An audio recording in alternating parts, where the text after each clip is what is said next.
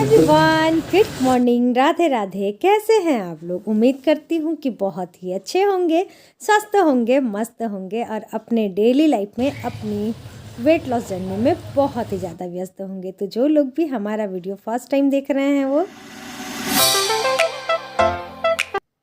हमारे चैनल को सब्सक्राइब कर दे, लाइक कर दे एंड शेयर कर दे। सो फ्रेंड, चलिए व्लॉग को स्टार्ट करते हैं। तो आज है हमारे 30 days hard weight loss challenge का 11वां दिन। 11 दिन हो गए हैं हमारे 30 days hard weight loss challenge का, और यहाँ पर मैं कर रही हूँ शुरुआत से आप सभी के साथ ब्लॉग शेयर। तो दिन था रविवार का, और रविवार के दिन आप लोग जानते हैं कि कितना बिजी डे होता है हम लेडीज़ों के लिए। तो भाई बहुत ही बिजी डे था, और घर में भी लास्ट क्लीनिंग करनी बाकी थी। तो इसीलिए सुबह उठते ही मैंने लिया है धनिया और सौंफ का पानी, और उसके बाद फिर थोड़ी देर बाद हम लोग बैठे ही रह गए, और उसके बाद फिर चाय पी करके हम खास करके मैं ही लग गई अपने काम में, और बच्चे भी लग गए थे, हस्बैंड जी भी लग गए थे। आज तो सारे लोग लगे हुए थे, घर का काम ही कर रहे थे। और यहाँ पर मेरा बेटा पापा को अपने कॉफ़ी बना करके दे रहा था। मुझे कॉफ़ी पसंद नहीं है, तो इसीलिए मैं कॉफ़ी नहीं पीती हूँ, चाहे वो जो भी कॉफ़ी हो, ब्लैक कॉफ़ी हो या फिर मीठी वाली भी हो। कॉफ़ी मुझे पसंद ही नहीं है, तो मैं पीती हूँ। तो हमारी एक फ्रेंड ने कहा है, दीदी कॉफ़ी पीजिए, उससे काफ़ी असर पड़ेगा। तो बात ऐसी है ना डियर, कि पहली बात तो थायराइड में कॉफ़ी पीना अलाउड नहीं है, और दूसरी बात मुझे बिल्कुल भी पसंद ही नहीं है। मुझे अच्छा उसका फ्लेवर ही मुझे अच्छा नहीं लगता है, तो इसीलिए फिर पीने का तो बात ही अलग है। तो थायराइड में वैसे भी वज़न कम करना इतना आसान नहीं होता है, और जो नहीं खाना पीना है वो अगर खा पी लेंगे तो फिर पता नहीं और कैसे होगा।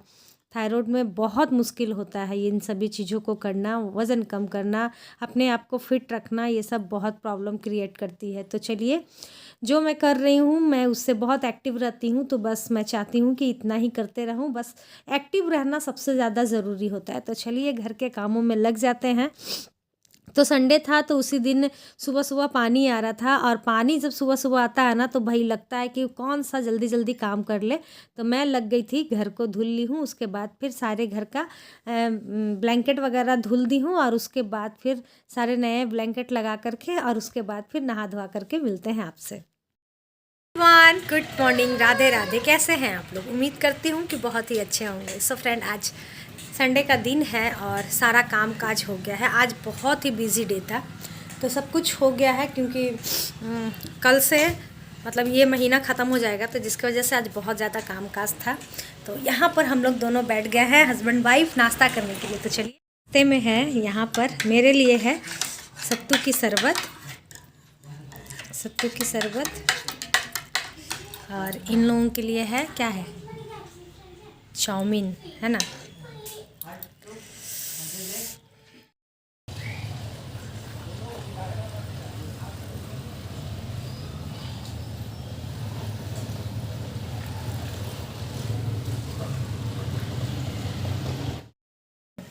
सो फ्रेंड, हाँ अभी आ गए हैं किचन में, और बन रहा है यहाँ हर रोज़ की तरह खाना।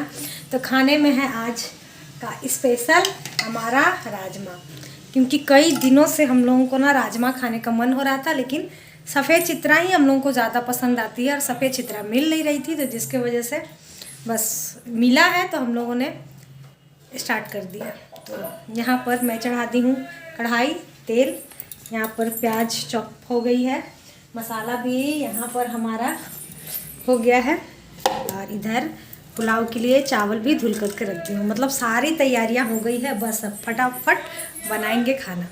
चलिए, तो चलिए भाई खाना बनाते हैं। और साथ ही हमारी एक फ्रेंड है जहान आरा जी का कमेंट आया है, आज ही आया, अभी मैं देख रही थी कि दीदी आप कभी पूरा रेसिपी बताते हो, कभी आधा रेसिपी बताते हो, आप बहुत ही अजीब हो। तो उसका भी कुछ रीज़न होता है डियर, ऐसा नहीं है कि मैं बताना नहीं चाहती हूँ या फिर बता नहीं सकती, कुछ ना कुछ होती है रीज़न, तभी मैं रेसिपी को पूरा नहीं दिखा पाती हूँ, नहीं तो ऐसा नहीं है। खैर चलिए, एक साइड में मैं यहाँ पर पुलाव बना रही हूँ, दूसरे साइड में राजमा बना रही हूँ, जिसके लिए दोनों साइड में, एक साइड में कुकर, एक साइड में कढ़ाई चढ़ा दी हूँ, और दोनों में पुलाव में घी से बनाती हूँ तो घी डाल दी थी, साथ ही उसमें कुछ खड़े गरम मसाला, तेज़पत्ता, और साथ ही पुलाव का चावल को मैं धो करके छन करके रख दी थी, आधे घंटे पहले ही रख दी थी ताकि ये अच्छे से इसका पानी सारा निकल जाए और उसके बाद फिर इसकी कर दी भुनाई।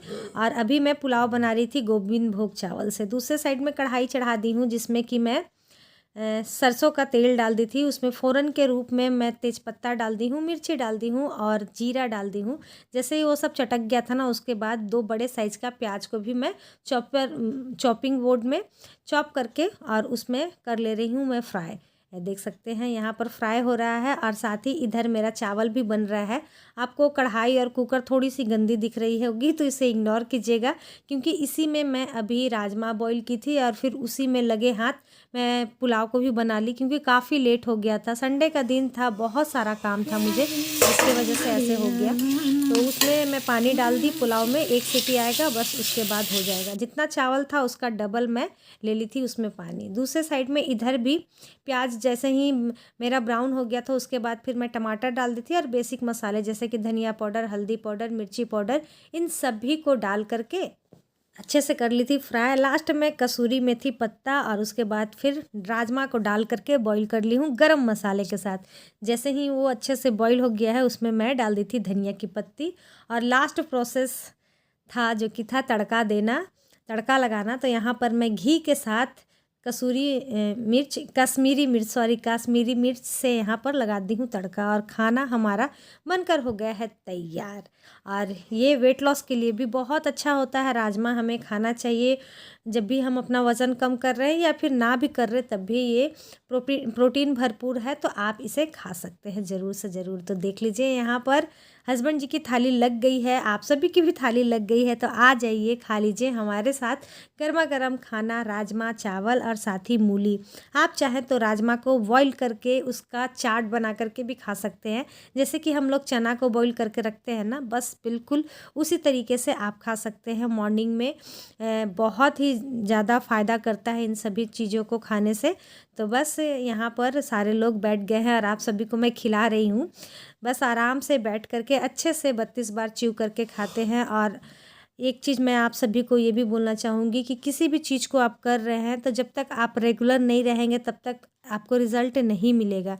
रेगुलर तो रहना ही होगा, कम से कम 21 दिन, नहीं तो 21 दिन तो रहना ही होगा। 30 दिन नहीं रह सकते तो कम से कम 21 दिन तो रहना ही होगा, तभी जा कर के आपको रिज़ल्ट मिलेगा। अगर आप सोचते हैं कि मैं 5 दिन की, 10 दिन की, उसके बाद फिर छोड़ दी, फिर की, तो फिर उसमें प्रॉब्लम हो सकती है। तो ऐसा करने की ज़रूरत नहीं है अगर आप सही में चाहते हैं कि आपका वज़न कम हो जाए तो चलिए फ्रेंड, खाना पीना हमारा हो गया था। यहाँ पर कर लेते हैं 15 से 20 मिनट का वॉक और उसके बाद मिलते हैं आप लोगों से। कहाँ भाई, पकड़ो यार, बहुत भारी हो गया। ये क्या गए, सब आ गया, सब आ गया है। अब तुम्हारा काम रहा, मेरा काम खत्म।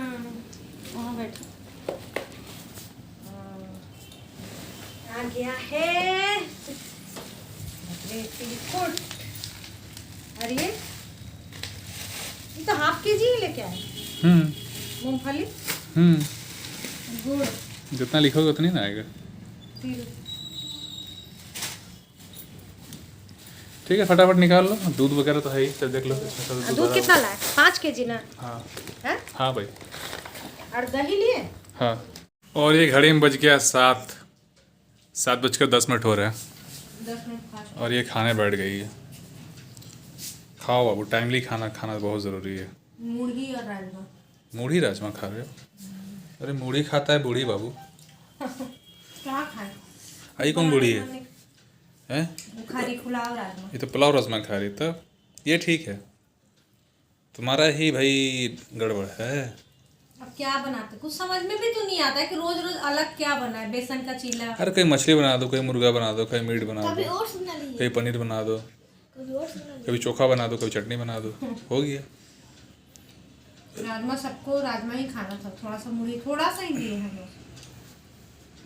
चलो कोई बात नहीं, तुम खाओ, डिस्टर्ब नहीं करना चाहिए सभी खाना खाने समय।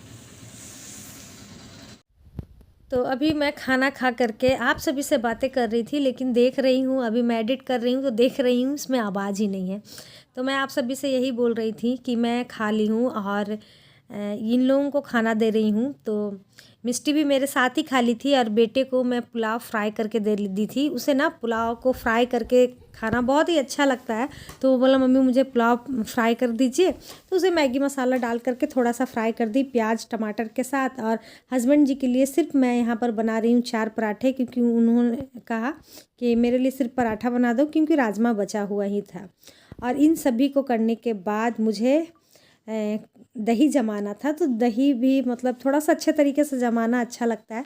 तो मैं सोची चलो क्यों ना पहले किचन को अच्छे से क्लीन कर लेते हैं और उसके बाद फिर दूध उबलने के लिए रख देंगे, क्योंकि ये भी भोग लगता है ना। तो इसीलिए पहले मैं किचन का स्लैब वगैरह सब कुछ अच्छे से पोंछ दी। उसके बाद फिर गैस को क्लीन कर ली और उसके बाद फिर यहाँ पर मैं ले ली हूँ दूध।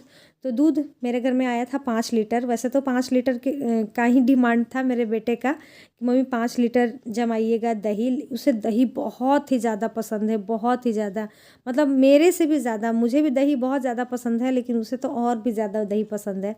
तो मेरे घर में ना 2 तरीके का दही जमता है। पहले तो मैं वेट लॉस नहीं कर रही थी ना, तो एक ही जैसा जम रहा था, मतलब चीनी वाली ही जम रही थी। लेकिन अभी मुझे चीनी खाना नहीं है, मतलब मैं खाना नहीं चाहती हूँ अभी फ़िलहाल। तो इसीलिए मैं यहाँ पर विदाउट चीनी वाला भी जमा रही हूँ और इन लोगों के लिए चीनी वाला। तो इन लोगों के लिए 3 केजी मैं चीनी वाला जमा दे रही हूँ और मेरे लिए 1 केजी बिना चीनी वाला जमा दे रही हूँ। तो चलिए बस यहाँ पर बर्तन साफ़ कर लेते हैं और दूध सभी उबल जाएंगे। उसके बाद फिर जोरन वगैरह डालेंगे और इस छोटे से व्लॉग को यहीं पर एंड करते हैं। अगर आप सभी को ये छोटा सा व्लॉग मेरा अच्छा लगा हो तो प्लीज़ कमेंट करना बिल्कुल भी ना भूलें। और आप सभी को मकर संक्रांति की ढेर ढेर ढेर सारी शुभकामनाएं, क्योंकि ये व्लॉग मेरा कल आएगा। और इसीलिए आप सभी को मैं विश कर दे रही हूँ, क्योंकि मकर संक्रांति वाला जो व्लॉग है वो तो 2 दिन बाद ही आएगा। तो इसीलिए आप सभी को इसी व्लॉग में मैं आप सभी को विश कर दे रही हूँ। तो बस चलिए फिर मिलते हैं नए व्लॉग के साथ, नई बातों के साथ, नई उम्मीदों के साथ। अभी के लिए यहीं तक, बाय बाय।